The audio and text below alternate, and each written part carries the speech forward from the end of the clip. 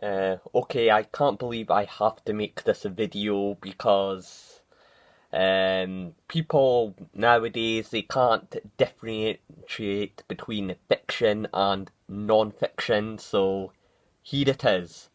So if you think them coming for your free speech is bad, they will come for your fantasies next. People need to differentiate between fantasy and reality.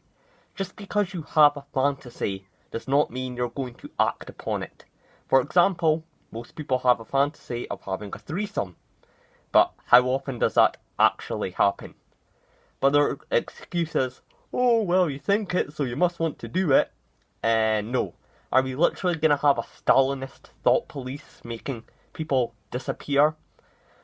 Look, I have a fantasy that the world, you know the Purge movie, you know where they're all going around and they're all just shooting each other and killing each other, you know? That'd be fun, you know, I'd be out with a machete hacking people, you know, it'd be like the apocalypse, I'd just be shooting bullet holes through people, you know, spray and pray with a machine gun, you know? Now, do I actually want that to happen? Hell no, it's just a thought, it's just a fantasy.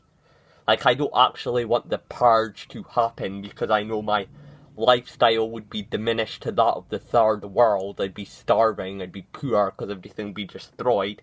Heck, I might even get killed, so fair enough, you can fantasize about being in this first-person shooter, but I don't think most people want to be in a first-person shooter video game.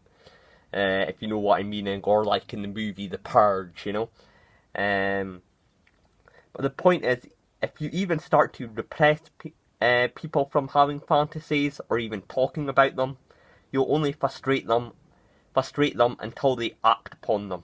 Free speech and imagination is two pillars that must never be treaded on. Because if you get rid of fantasy, you get rid of imagination, and you get rid of creativity, and then you get rid of expression, and you get rid of the arts, and living in a world where art doesn't exist is just going to be a very droll and boring world. So let people talk about their fetishes, let them talk about their fantasies. If their fantasies are pretty dark, creepy and violent, if it's fiction and it's not real, then let them talk about it, you know? So, or you're just going to repress them until they actually want to impose on it. So obviously, some people can be a bit sly and they can make their fantasy into a dog whistle of trying to encourage other people to impose their fantasies for them. Obviously, that needs to be condemned. And like a lot of YouTubers do that, I notice. Don't be deceived by that. But what I'm saying is it's okay, perfectly okay to have fantasies of your own and to call them out as fiction. So look at the picture at the difference of fiction and non-fiction. I'll just give you a moment just to have a good read of it all. Okay, so I just hope you absorbed that with your photographic memory there. So yeah, that's just the point I'm making there, so I hope you understand that one. Peace, and many more videos to come.